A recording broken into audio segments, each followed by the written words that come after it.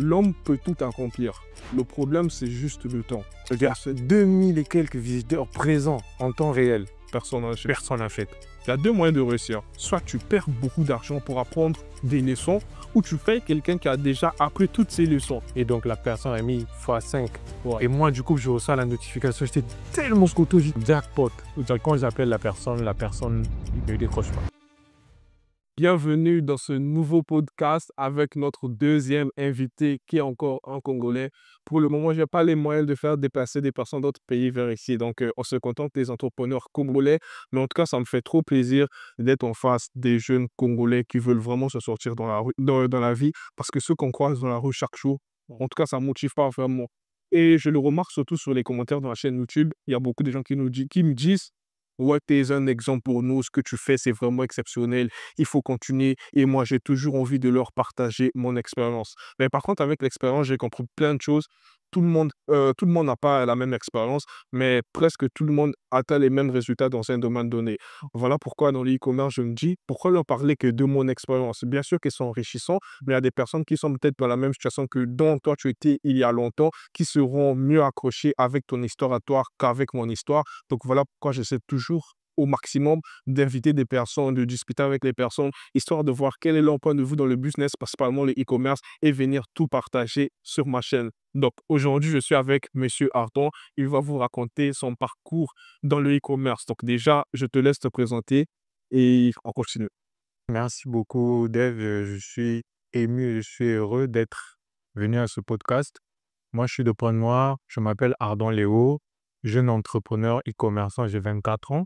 Ça fait 2 ans maintenant que je suis dans le e-commerce. 2 ans. Ouais, c'est fort. Tenir 2 ans dans le e-commerce en Afrique, c'est fort. C'est pas du tout n'importe quoi, ouais. Ouais. Donc, si je veux parler, par exemple, de mes débuts, de mon parcours, par exemple, c'était pas facile aujourd'hui de me lancer dans le e-commerce. Avant, je me suis lancé premièrement dans comment on appelle ça? Le print on demand.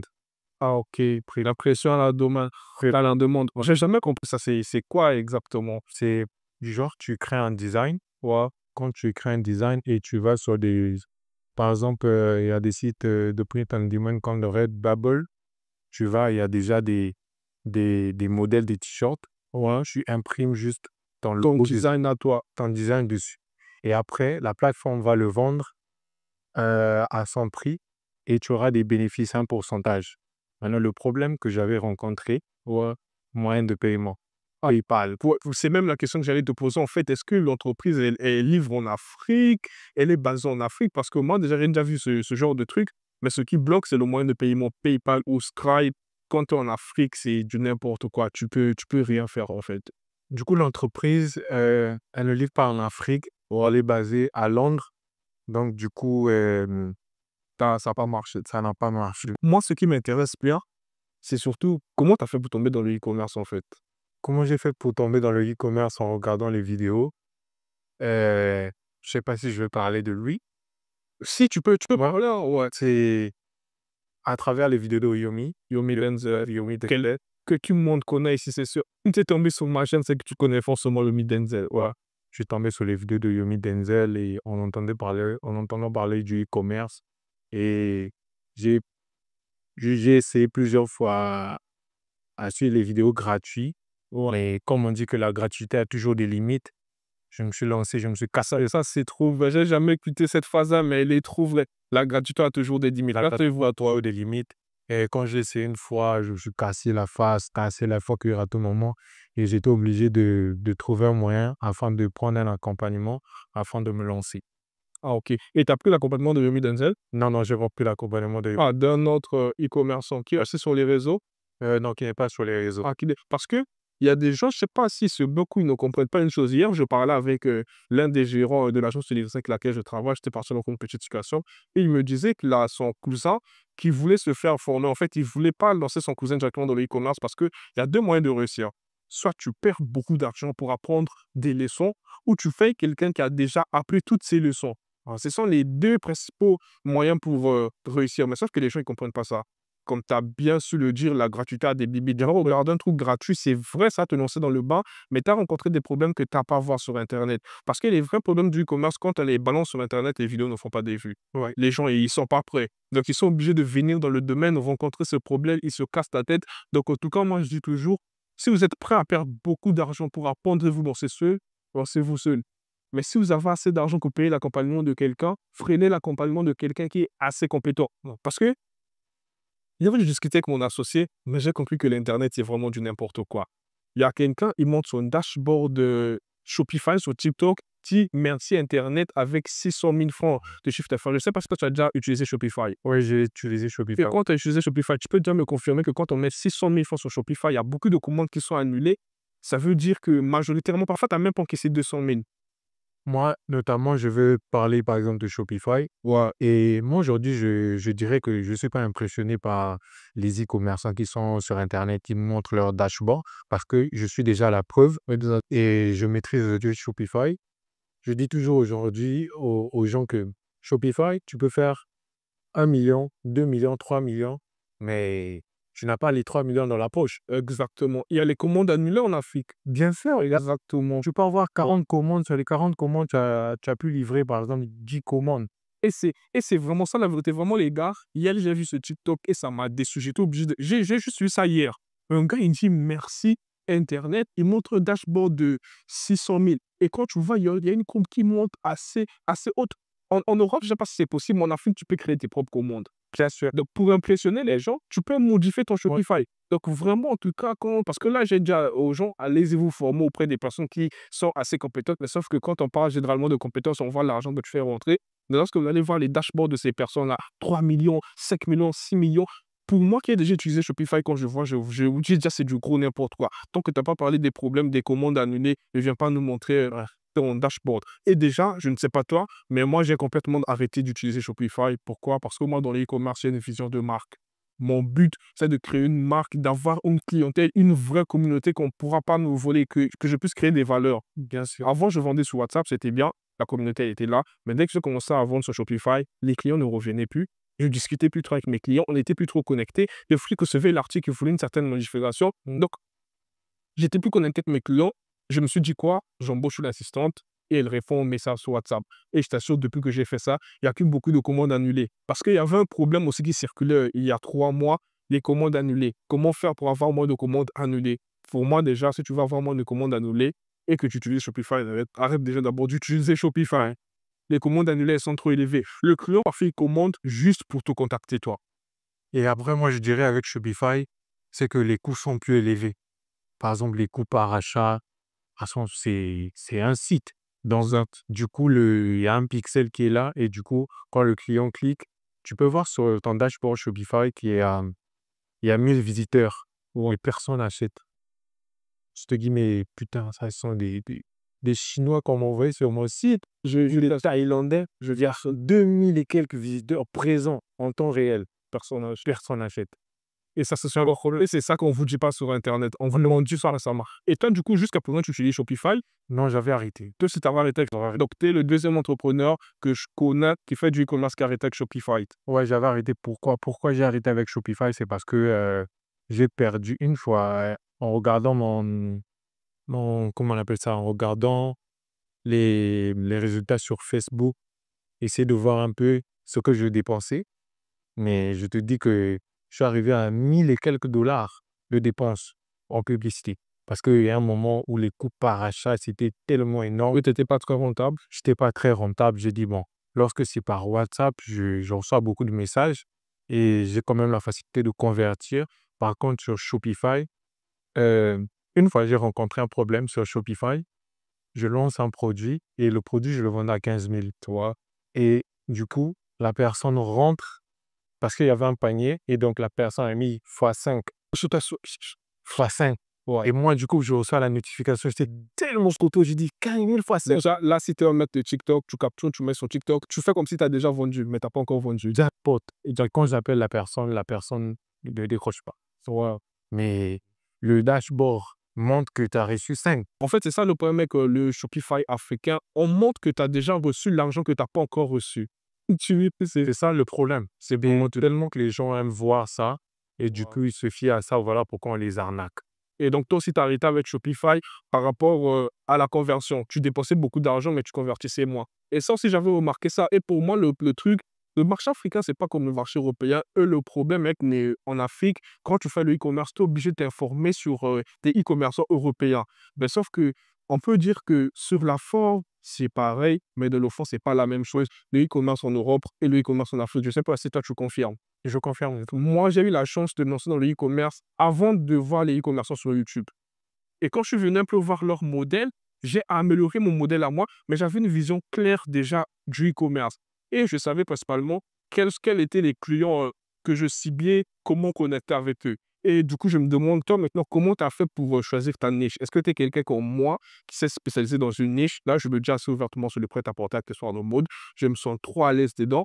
Et toutes les marques e-commerce que je lance, c'est toujours dans ce domaine-là. Et qu'est-ce que c'est la même chose? Toi, tu abordes le e-commerce plutôt différemment. Bon, moi, personnellement, au début, je me suis lancé dans une multiniche, mais sans vous mentir, ça demande quand même assez de sous.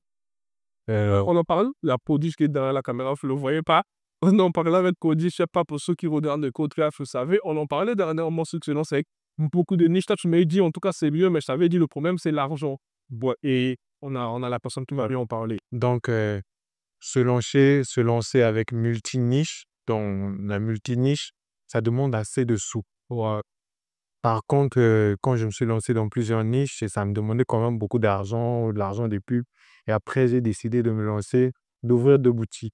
Il y a une boutique où je vends des produits. Je me suis lancé dans une niche, par exemple, la niche comment on appelle ça? De santé.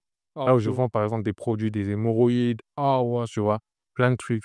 Et il y a une niche là où je vends que des gadgets, par exemple des micros, cravates. Donc, ça c'est très intéressant. C'est un bon marché aussi. Ouais. Et c'est très bien. C'est comme je dis, il y a des gens qui s'en sortent bien avec deux boutiques e-commerce et d'autres, bon, moi, j'en suis la preuve vivante. Bon, c'est peut-être mes objectifs parce qu'avec déjà ma marque e-commerce, je voulais atteindre un certain chiffre, une certaine communauté, que j'étais obligé de me concentrer sur ma marque. Ben, c'est comme là, depuis que j'ai eu une assistante, je me dis, je crois que je vais créer une deuxième marque e-commerce, avoir une assistante parce que j'ai compris un secret de ouf.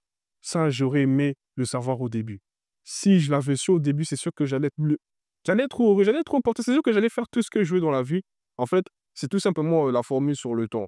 L'homme peut tout accomplir. Le problème, c'est juste le temps. Et lorsque j'ai trouvé le pouvoir de la délégation, lorsque j'ai compris ce super pouvoir, j'ai compris, mais en fait, dans la vie, tu peux tout faire. Parce que tu ne peux pas acheter le temps, mais tu peux utiliser celui des autres. Oui. En payant leur temps, tu achètes leur temps, en fait. Bien sûr, tu as toujours les mêmes 24 heures, mais dans les mêmes 24 heures, tu fais plus les mêmes choses que tu faisais avant parce que tu as acheté le temps d'autres personnes qui vont faire les trucs que toi, tu étais censé faire. Et du coup, avec ça, je peux former une assistante sur ma marque. Qu'est-ce que tu dis au client? Comment est-ce qu'on a fait ça? Comment est-ce qu'on a fait ci? Elle gère très bien ma marque et moi, je me concentre sur une autre marque. J'essaie d'en apprendre encore davantage.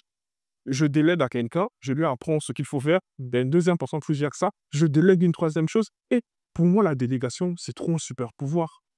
C'est trop un super pouvoir. Je l'ai juste compris, ça fait même pas encore 3 mois, mais pour moi, je me dis, c'est trop beau, surtout pour les personnes qui sont dans les multiniches. Du coup, toi, je sais pas, c'est quoi ta vision? Si tu arrives à bien gérer tout seul ou tu as déjà des objectifs que déléguer, avoir une assistante, des trucs comme ça. OK, c'est pas facile, hein?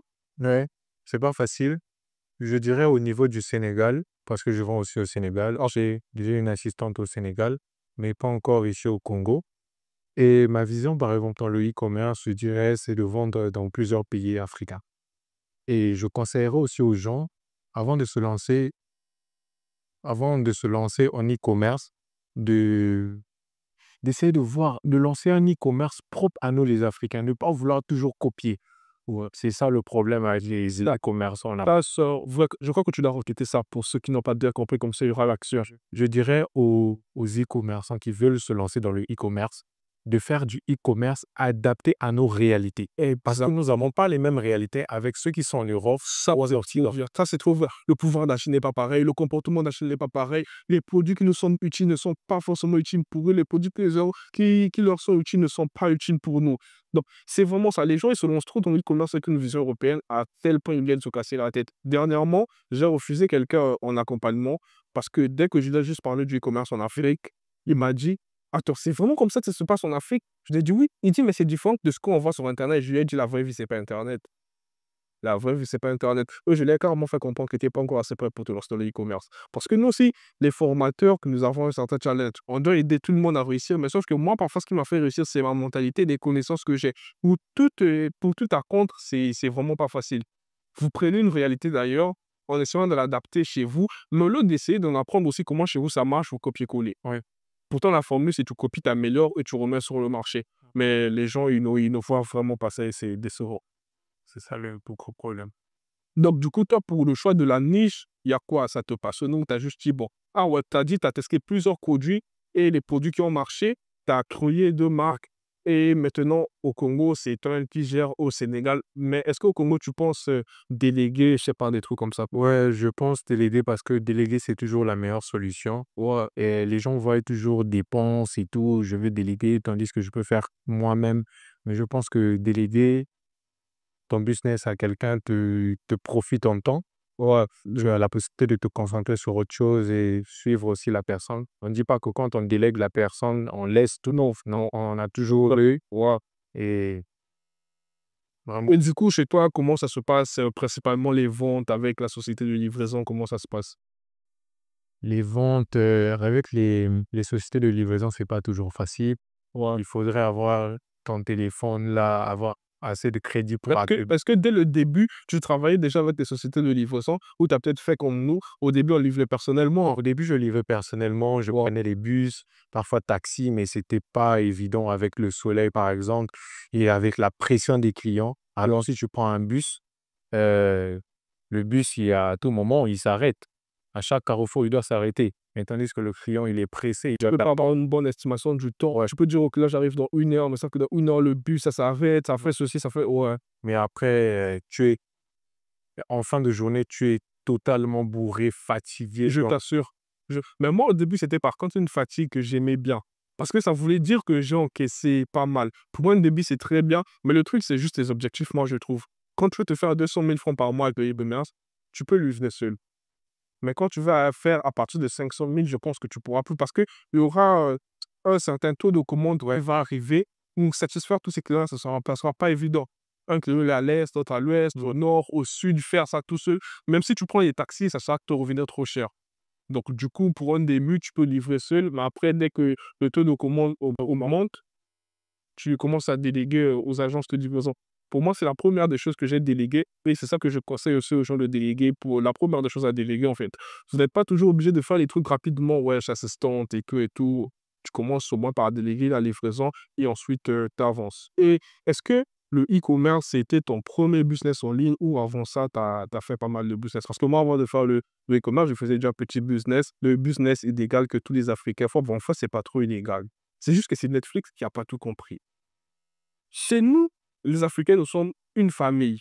Donc, du coup, quand Netflix nous dit, wesh, l'abonnement, c'est pour le foyer, pour nous, on partage l'abonnement à tout le monde, on nous reverse un petit pourcentage. Tu vois, moi, je prends un abonnement qui contient 5 personnes en vrai et je le partage à d'autres personnes et les personnes là me rémunèrent 3 000, 3 000, 3 000. Je me faisais un bénéfice environ 4 000. Après, Netflix n'aimait pas trop, tu vois. Netflix disait, il faut le foyer. Mais nous, en Afrique, c'est toute une famille. On voit, voilà pourquoi je dis que c'est un business illégal, mais pas tant que ça. C'est vrai que ce business que j'ai commencé, et c'est ça qui m'a permis aussi d'avoir pas mal d'argent pour mes commandes. Et du coup, toi, le e-commerce, c'est ton premier business? Non, le e-commerce, c'est pas mon premier business. Au départ, je me suis lancé dans le community management. Je me suis formé et j'ai commencé à travailler avec des gens. Genre, je gérais des pages des gens. Et après, c'était devenu chiant parce que je ne peux pas gérer les pages de 10 personnes. Ah, ok. Bon, Les pages, c'est personnes que tu gérais, c'est dans le e-commerce ou dans d'autres? euh, c'était des marques, quoi. Mais pas forcément e-commerce comme resto. Ah, euh, des marques africaines, ouais, des coréennes. marques africaines. Et par exemple, des marques de vêtements aussi. Ah, ils payent, comme les restaurants, ils payent pour Ouais. un congé, alors, et que c'est à peu près combien? Euh, le minimum à 100 000 francs. Ah ouais? Ouais. Ça paye donc, si ça veut dire que si tu as deux restaurants, tu as 200 000, Ouais, tu à 200 000. on te payait 200, 100 000 francs? Ouais. Et le problème, c'est si tu tombes sur un bon restaurant qui s'y connaît en termes de réseaux sociaux, facilement on te paye 100 000. Mais si tu tombes sur un restaurant qui a des doutes, oh, bah, les réseaux Ouais, sociaux, je pense pas, est-ce que je ouais. veux faire du chiffre? Est-ce que si je te paye 100 000, j'aurai assez de clients? Tu vois? Qui hésite un peu. Mais si tu tombes sur un restaurant qui connaît l'importance de la notoriété sur les réseaux sociaux, On te paye 100 000 francs. Ah, OK. Mais du coup, moi, je comprends pas pourquoi tu as arrêté s'il y a un truc qui paye 100 000 francs. Bah, du coup, j'ai pas arrêté. En 2026, je compte, ouvrir une agence là où je vais embaucher des gens, ceux qui font du community management et comme ça déléguer et essayer d'avoir des contrats avec, des restos, des des petites entreprises et après, si je peux avoir un contrat, par exemple, de 200 000 pour, je peux payer le community manager peut-être 75 000 ou le reste, je mets dans la poche, je garde. Oui, est-ce que c'est compliqué le travail de community management? C'est comme moi, je dis toujours à tout le monde, avant de vous lancer dans un business, essayez d'en savoir plus sur d'autres business aussi. C'est comme là, ce nouveau business que je viens de découvrir. En fait, j'écoutais parler, mais je savais pas que les marques africaines pouvaient payer 100 000 pour la gestion de leur compte. Du coup, est-ce que ça se passe comment? Est-ce que c'est compliqué? Est-ce que tu vas recommander ça à quelqu'un pour un débit, des trucs comme ça? À la je dirais que je dirais que c'est pas facile. Ouais, je parlerai des difficultés. Les difficultés, par exemple, tu auras un problème au niveau d'idées de contenu parce qu'à tout moment, tu dois avoir une charte éditoriale. Une charte éditoriale, c'est-à-dire une manière d'écrire. Ou est-ce que tu vas pas venir écrire du n'importe quoi sur les réseaux et tu dois avoir un calendrier aussi éditorial, savoir, bon, je poste aujourd'hui, après-demain, je poste ou je poste chaque samedi. Tu dois avoir tout Donc, ça. du coup, c'est toi que tu filmes aussi? Bah, filmer, ça peut être toi pour quelqu'un d'autre. Tout dépend de toi. Ah, donc c'est toi qui embauches la personne qui va filmer. Ouais. Toi, quand on te paye 100 000 francs, tu cherches ton équipe Ouais. et tout. Ouais. Ah, OK. Et du coup, toi, comment tu faisais? C'est toi-même qui filmais? C'est moi-même qui filmais au début. Je filmais au début. Après, j'avais mon petit-neveu qui s'y connaissait pas mal en montage, qui faisait tout après. Je le rémunérais quelque chose. Je le jure. Ah, donc c'est assez rentable comme business. C'est Donc c'est rentable. comme tu as dit, en 2026, tu as recommencé. Donc en fait, le e-commerce a été un plan sous principalement de te faire de l'argent afin d'investir dans ton agence maintenant. Ah ouais, mais ça, c'est trop intéressant. Mais après, ça bouffe aussi au niveau du temps. Ça bouffe aussi au niveau du temps parce que ça prend quand même assez du temps. Ouais, je vois ça. Parce que Et si, faire de surtout si c'est toi-même qui dois filmer, faire du contenu, écrire le script et tout, moi, je me connais maintenant un peu grâce à ma chaîne YouTube et c'est pas facile. Les gens, ils voient juste tes vidéos sur les réseaux, mais ils savent pas comment on travaille ces vidéos-là. C'est quand même du travail derrière, c'est pas du n'importe quoi. travail. Et après, l'avantage qu'on a, tu vois, aujourd'hui avec le community management, avec l'IA aussi, ça, Mais ça est-ce donne- que ça marche bien en Afrique? ouais, ça, Parce que moi, Dieu le fait que tu m'as dit qu'il y a un restaurant qui paye 100K pour ça, j'ai envie de mieux me renseigner sur ce ouais, business, tu vois. ça marche très bien en Afrique. En tout cas, ça marche très bien. Le community manager, ça marche très bien. Ouais, donc ça a été ton premier business. Ouais. Et est-ce que c'est là-bas que tu as pu faire ton capital, que tu as pu réinvestir Bien dessus, sûr, hein? dans le e-commerce. Ah ouais, ça c'est trop bien, ça c'est trop bien. Ça c'est un nouveau business que je viens de découvrir. Il est là, c'est intéressant, il est pas mal. Donc en 2026, quand tu as lancé ton agence, je sais pas, tu peux essayer de m'en dire plus, histoire de voir si je peux investir dedans, si je comprends surtout mieux le business. Ouais. Pourquoi pas? Le but de l'agence, ça sera l'objectif, ça sera de démarquer, par exemple, les restaurants, les petits et moyennes entreprises, les permettre de se lancer sur les réseaux sociaux, d'avoir une présence sur les réseaux sociaux. Parce que moi, il y a pas mal de community management managers, je sais pas comment vous les appelez, qui m'avaient contacté, mais moi, j'ai toujours refusé parce que moi, je trouvais pas ça vraiment utile. Donc, du coup, je me disais peut-être que d'autres personnes ont la même vision que moi, mais là, tu viens de m'apprendre que c'est pas le cas et ça, c'est plutôt super. Du coup, il y a une question que j'aime souvent poser aux gens, histoire d'avoir les réponses de tout le monde, mais généralement, les réponses coïncident beaucoup et se rapportent à la même valeur que mes réponses à moi. C'est, est-ce que toi, tu penses que tout le monde peut réussir dans l'e-commerce? Tout le monde peut réussir dans l'e-commerce. Je pense pas. Pourquoi? Donne mes raisons parce que c'est comme nous voyons sur les réseaux sociaux, on nous montre souvent, on nous montre la face cachée du e-commerce. On nous montre toujours le bon côté que voilà, tu peux te lancer, faire ça, tu gagnes beaucoup d'argent. Et la question que je me pose toujours, je me dis, est-ce que tout le monde a cette aptitude de rencontrer des difficultés? Aujourd'hui, par exemple, tu lances ta marque et le premier mois, tu n'es pas rentable. Le deuxième, tu n'es pas rentable. Le troisième mois, tu n'es pas rentable.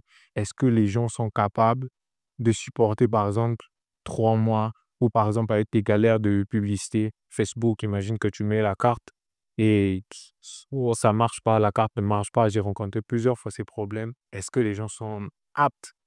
Et du coup, là, le discours, c'est comme je le dis souvent, Ce qu'on voit sur internet quand on fait une vidéo bien scriptée et lorsqu'on vient voir la réalité, elle est différente. Parce que quand tu viens, mettons, parler en réalité du e-commerce, ça commence à te parler des galères. On te dit, mettons, est-ce que tu es prêt à surmonter des défis? Alors que sur internet, on te dit, non, t'inquiète pas, tu te lances, tu commandes en Chine, ça arrive. On nous dit, commande en Chine, ça arrive, tu lances ces publicités, il y a un gars, il te contacte, tu pars les livrer.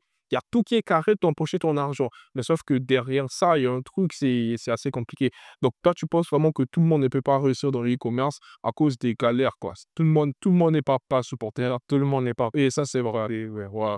Ça c'est trop vrai. Donc, ça, du coup, ça, c'est la question que je pose à presque tout le monde. Et ça tombe toujours sur la même réponse. Parce que moi, je me suis toujours dit, si tu veux faire quelque chose, tu vas réussir. Mais sauf qu'il y a des gens qui sont pas prêts à surmonter certains défis et ils ne réussissent pas. Ouais. Donc, est-ce que si, par exemple, là, quelqu'un venait te dire, je veux me lancer dans un business, histoire de me faire rapidement de l'argent, toi, tu me conseilles quel business? Histoire de me faire rapidement de l'argent, ou alors moi, je dirais à la personne de se former. Parce que les gens ont tendance à, comme je disais, quand ils voient des choses sur internet, automatiquement, il a envie de se lancer et gagner les sous automatiquement. Ouais. Et c'est quasiment impossible. Aujourd'hui, tu veux te lancer dans le e-commerce. Moi, je n'interdis personne. Mais ce que je te recommande, c'est forme-toi. Si tu veux, si tu veux pas payer une formation, ça va te prendre du temps à suivre des vidéos sur YouTube. Ça va te Et prendre les vidéos ne sont du pas temps. complètes. Parce que lorsque tu prends par exemple un accompagnement, la personne, il est là, il te suit. Là où tu peux commettre, là où il a commis des erreurs, il t'évite de commettre ces mêmes erreurs. Exactement. Ouais. Et tu gagnes en temps. Exactement. Et lorsque tu veut te lancer tout seul et gagner vite de l'argent, je suis désolé, hein. Donc, toi, pour quelqu'un qui veut rapidement gagner de l'argent, veut se lancer, la première des choses que tu lui dis, forme-toi, forme-toi. Et ça, c'est un excellent conseil. C'est même le meilleur conseil, en tout cas, ouais. Et du coup, toi, comment ça se passe avec ton marketing? Tu utilises principalement quelle stratégie marketing, histoire de facilement et rapidement acquérir les clients? Pour moi, ma stratégie marketing, elle est basée plus sur Facebook Ads. Ouais.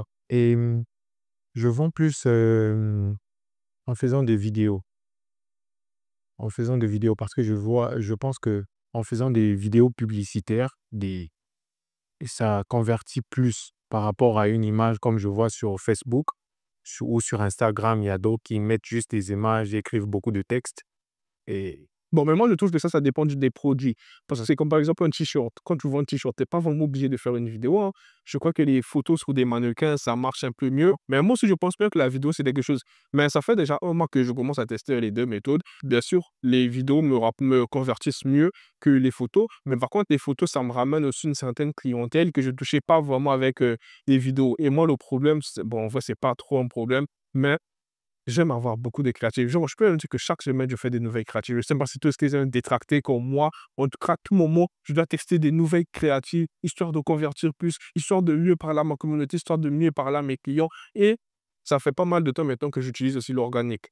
Parce que j'ai compris que la publicité, c'est bien faire des publicités, mais l'organique, c'est bien. L'organique, surtout, ça permet de créer une très grosse communauté et une communauté très solide qui sera très engagée. Est-ce que toi, tu utilises l'organique ou tu es à fond dans le ads? Parce que sans mentir, moi, quand j'ai débuté ma marque, j'étais pas trop dans l'organique. Parce que l'organique, ça me faisait un peu perdre du temps et je convertissais pas assez. Du coup, il fallait que je puisse passer par la publicité payante et c'était assez mieux. Du coup, toi, tu utilises les deux ou tu es principalement dans la publicité? moi, personnellement, avec ma vision, euh, parce qu'il y a beaucoup on doit parler vrai. Parce qu'il y a beaucoup des e-commerçants aujourd'hui qui n'ont pas de communauté. Lui, c'est Bah, juste vendre et après, le client s'en va. dernièrement, j'en parlais avec monsieur Koudich. Il y a même des e-commerçants, quand tu lui demandes qui achète ton produit, c'est sûr qu'il sait pas. Il croit même que ce sont les robots qui achètent, quoi. Ouais. Et par rapport à ma vision, c'est d'avoir une communauté. Parce que j'ai eu à faire aussi une formation en closing. Et la formation en closing, l'objectif du closer, c'est de mettre en confiance la personne, clairement, de garder la personne, de fidéliser la personne, clairement. Et différent d'un agent, comment on appelle ça, un agent commercial, parce que là, la plupart des e-commerçants se comportent comme des agents, mais des agents commerciaux. Ils sont fous de celui qui achète. Et moi, par contre, la personne qui achète m'intéresse. Parce que s'il achète mon produit, parfois derrière lui, j'aurai d'autres personnes. Personnellement, c'est ça, c'est un conseil que j'aime bien donner aux personnes, surtout celles que j'accompagne, de toujours vendre des produits avec qui font revenir les clients, avec des achats récurrents. La personne a acheté, elle doit encore revenir pour acheter. Ça, moi, je conseille ça forcément aux gens parce que pour moi, c'est l'une des meilleures techniques pour tenir sur le long terme. Je ne sais pas ce que toi t'en penses. Ouais, je pense que c'est Si tu devais donner un conseil à quelqu'un pour faire 2 ans dans le e-commerce, quelqu'un qui vient de débuter, il fait du chiffre, mais du coup, on sait très bien, tu peux faire 500 000 en un mois, mais d'ici 6 mois, on écoute même parler de ta marque e-commerce parce que tu n'as pas su bien garder ta communauté. Il y a plein de trucs que tu n'as pas bien géré. Du coup, pour toi, si quelqu'un qui a commencé à faire les ventes en e-commerce venait te demander un conseil pour tenir sur 2 ans, tu lui conseilles quoi?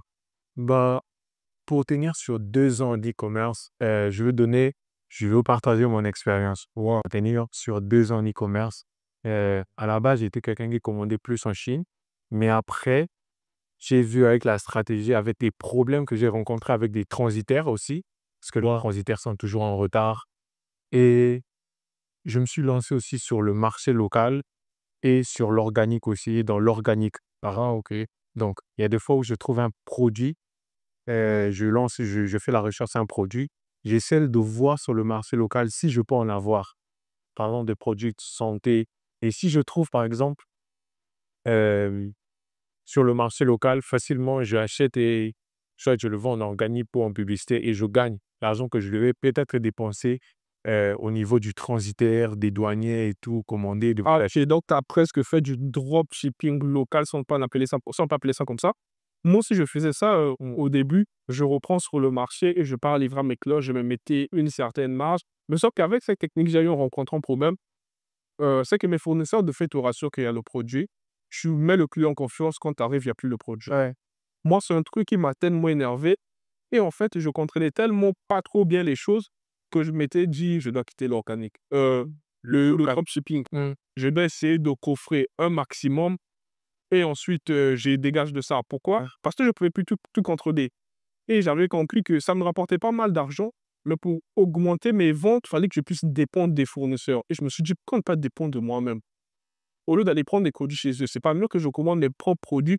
Mais ça fait les produits que je prenais chez eux. Quand je commande ça en Chine, c'est comme tu as dit, avec les transitaires, tu as beaucoup de galères. Soit ça pèse, soit c'est pas bien, soit il faut tester la qualité sur place, des trucs comme ça. Et du coup, j'étais obligé un peu de changer de produit, mais je suis resté dans la même niche. Donc, du coup, je sais pas si toi aussi tu as la même vision de quitter un jour le dropshipping ou tu te dis que vraiment, c'est dans ça.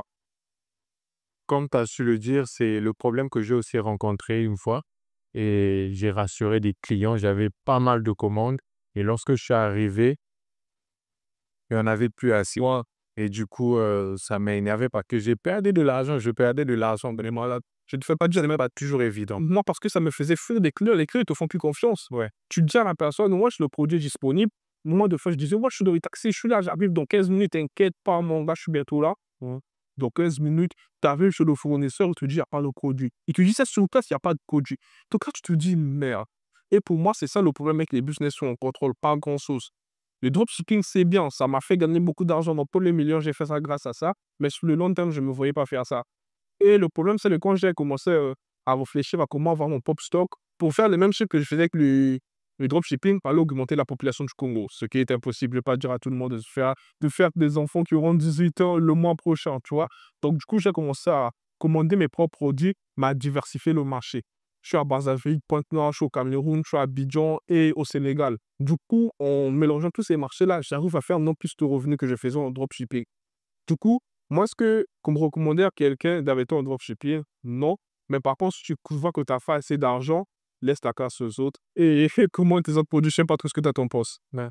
Je crois que c'est quand même, bon, moi, je recommanderais plus pour une personne qui débute et qui n'a pas assez de capital pour commander en Chine et faire venir au Congo, lancer des pubs.